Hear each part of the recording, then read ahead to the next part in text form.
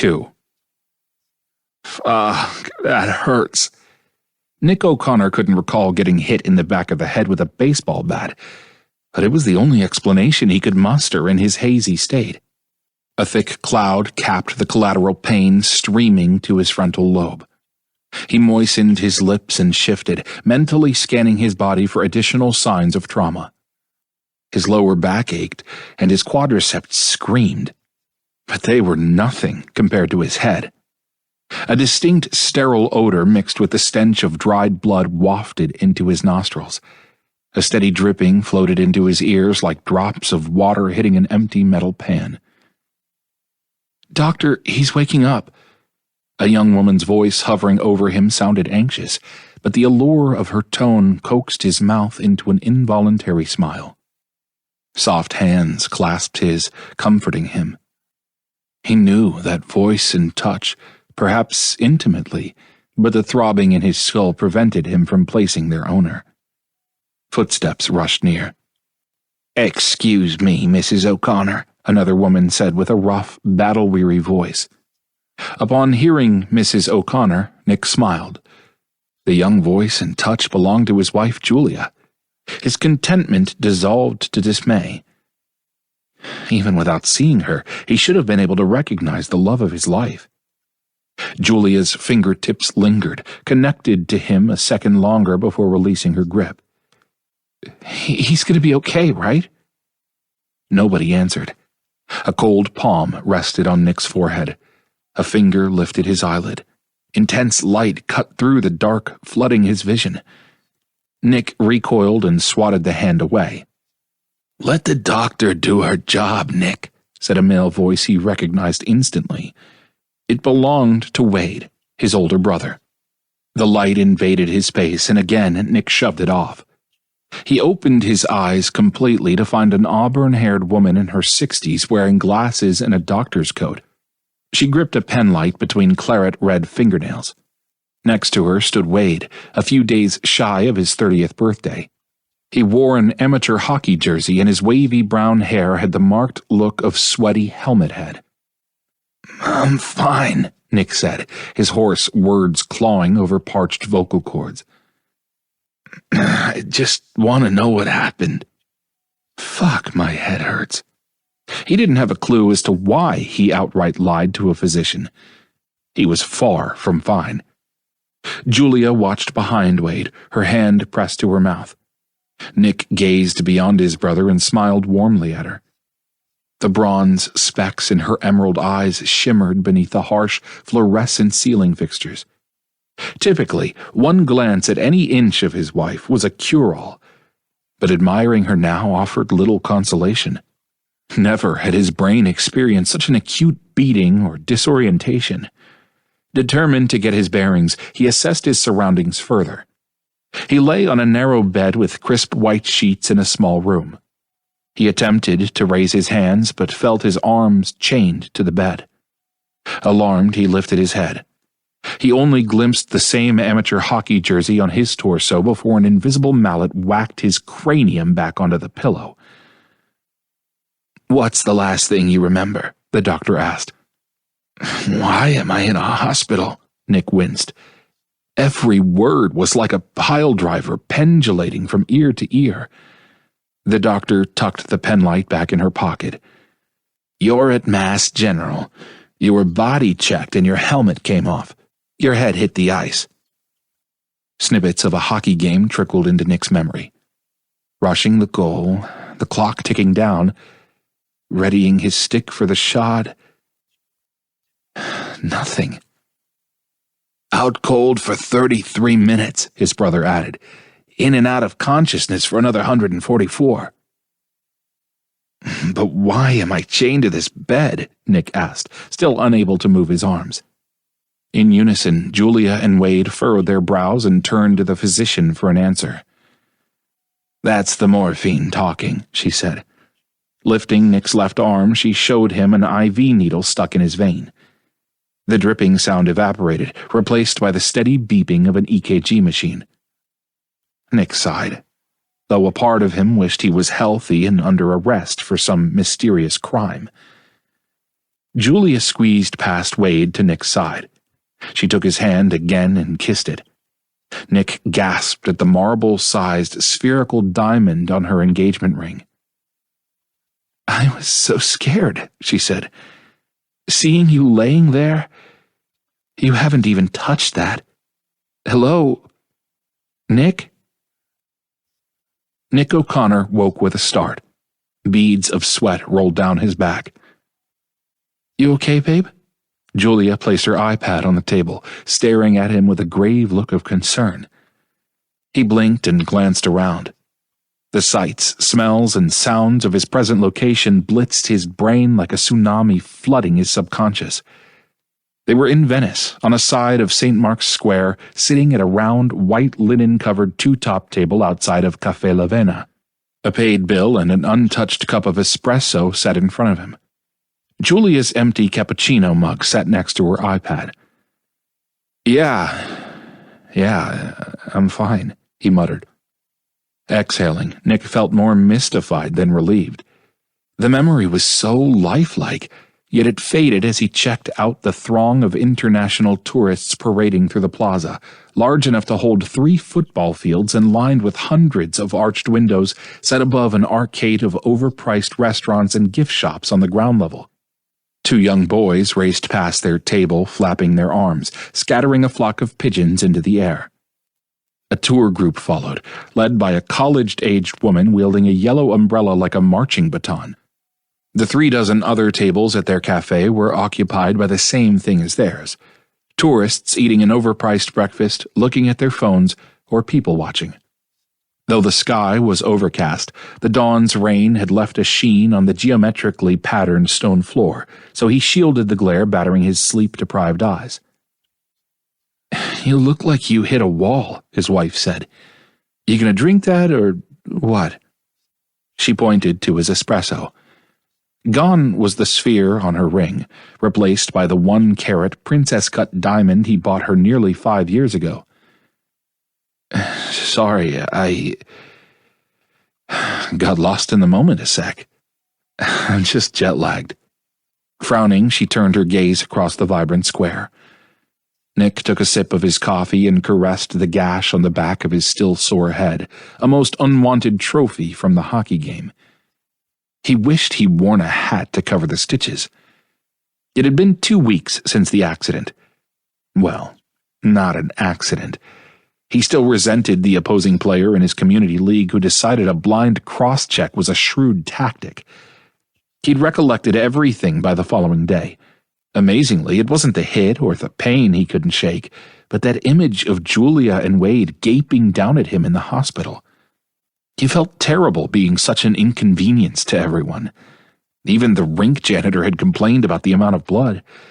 But what really ground Nick's gears was his doctor prohibiting him from playing when the game resumed a few days later. He'd led the Boston Pilgrims to 3 city championships in a row and was pissed to hell he had to watch this final from the bench. They lost. Nick sighed. "What's another year?" Julia eyed him, feeling his head wound. "Does it still hurt?" "Nah. Solid as a rock." He knocked on his skull, aggravating the discomfort. Though he hated all the attention over a stupid injury, Julia's compassion never failed to imbue warmth in his soul. She was his rock and his heart. They were both only 28, but he never once questioned his decision to tie the knot young. Her sunny outlook, profound intelligence, and genuine empathy for all living creatures added up to a marriage their single friends envied. He didn't blame her for still worrying about his injury, but other than a wicked headache and the occasional mind wander, he felt fine. Or, at least, that's what he told the doctor. And his wife. The doc cleared him for the trip, though Julia had wanted to cancel the entire thing. Nick had none of it. Even if he had severed a limb, he'd take her to Venice and help her realize her dream. He threw her a smile that stretched into an irrepressible yawn. She smiled back and returned her attention to her iPad. Not yet adjusted to the time change, Nick woke before dawn in their room at the Bower Hotel, a beautiful 5-star where Julia had managed to find an unbeatable last-minute raid. Realizing she was also awake, without a word, their spooning segued to a lazy love-making session, a departure from their typically vivacious sex. Although he could have stayed in the king-size bed with her forever, she reveled in the early start. With one more free day until she needed to work, she had a full itinerary of sightseeing planned. After checking in the previous evening, they explored a small slice of the maze-like city and ate dinner at a quaint restaurant near their hotel, which Nick surmised served the best mussels in Italy, if not the universe. Venice's food and scenery had already blown him away, but later he realized that on the walk back he had criticized the city's government for permitting motorboats in the canals. It wasn't how he'd imagined their first night out. An unexplained funk had rolled into Nick's head like a New England fog, and dispelling it proved to be difficult. He despised his current mindset and had been trying to return to his old self all morning. His wife, on the other hand, exuded full vacation mode, despite the fast-approaching, most important meeting of her career. Reclining a bit, she crossed her legs, her tight white jeans getting even snugger. He loved her rocking yoga body, but in the moment envied her comfort level. Nick regretted choosing dark blue Levi's over shorts. The Mediterranean humidity made the denim stick to his thighs, and his most cherished article of clothing, a wide black and brown leather belt with a matte chrome buckle Julia had bought him 2 birthdays ago, suffocated his body. Loosening his belt a notch, he inhaled the woody and roasted citrus notes of the espresso. He swigged a shot, swished the deliciousness around his mouth, swallowed, and shook his head to disperse the caffeine. More awake, he reflexively grabbed his cell to check his social media accounts and political news, but curiously felt zero desire to do so, which he didn't mind. He'd been trying to kick the masochistic addiction for 2 years. Going cold turkey wasn't in the cards, but perhaps this trip would be the diversion he needed. Pocketing his phone, he leaned across the table to view Julia's iPad. The screen displayed a dinner party from a seemingly impossible perspective of multiple angles from the ceiling corner, stitched together in a mosaic. Stark walls dominated the shot, and the people were saturated in vivid color. The photo showed much of the dining room, yet offered no indication of who held the camera, giving the surreal impression of a spider's 8 eyes observing the routine event of humans eating dinner. The upper left of the screen showed the logo for the Venice Biennale art exhibition. "There's too much red," Julia said, perturbed. She pulled her shoulder-length honey-blonde hair into a ponytail, wrapping it with a hairband from her wrist. Right. That's what the judges were thinking. That gallery in New York, too. Come on, Jules, it's literally an award winner. Beneath the table, Nick gave her a playful nudge, an attempt to convince her, or himself, he'd return to normal. "When's your meeting again?" "Tomorrow at 2. She picked up the tablet and opened the email app.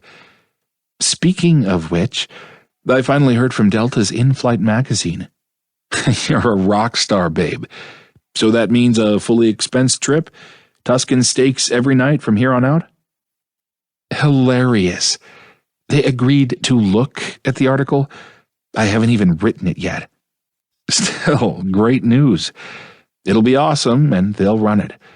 What about the others? Nothing yet. Anyway, point is, I'll need another 3 hours or so at the Biennale to interview some people. There's lots you can do. The art's going to be amazing, or I read there are beautiful gardens there, or you can take a tour, or there are boat... Babe, I'll find something to do. Venice was always your trip. I'm just along for the ride. And the pasta. And the wine. Actually, that's not a bad idea. I'll find a bar and wait it out. Mingle with the locals. Chuckling, she rolled her eyes, knowing he was half serious. Sure, the sights or a boat tour would be cool, but they wouldn't be the same without Julia. Nick meant every word about it being her trip. After her photo took first place in the Biennale's amateur entry competition, he used his banked PTO and booked a 3-week vacation, including 4 days in Venice. The cost exceeded their budget, but the joy on his wife's face was worth every penny. A New York gallery owner had reached out to meet her at the exhibition, so the trip was already paying off for her career. The Delta article was gravy. He didn't care he brought in 90% of their income as a fintech software architect. Julia's freelance journalism helped pay for some stuff, but Nick cared far more about her real passion: photography. With her talent, it was only a matter of time before she hit a home run. Nick downed his remaining espresso and turned to her. "Hey, what do you call people in Venice who can't see?" "What?" "Venetian blinds." "Is that supposed to be funny?" "Not even a little bit." Nick stood. "Come on, let's go see some sights." "Now you're talking," Julia said, tucking her iPad into her leather purse that doubled as a camera bag. She pulled out her DSLR and rose. He reached into his pocket and dropped a few euros on the table. "You don't need to tip here," Julia said. "It's not gonna bankrupt us." Nick knew his habit of tipping generously annoyed her. He appreciated her concern since they only had one full-time salary, but he wished she'd trust him with their finances. It was the one thing about her that bothered him. Well, maybe not the one, but the list is damn short. They both let it go and joined the teeming masses in the square. He scowled at the tourists. "Is it wrong to wish we came here during COVID? Remember all those pics of deserted squares? Dolphins in the canals?" Julia widened her eyes. "Beyond morbid. Painful, too. Sorry. I love that everything is back to normal." She sidestepped a woman hauling 6 shopping bags. "But I get your point.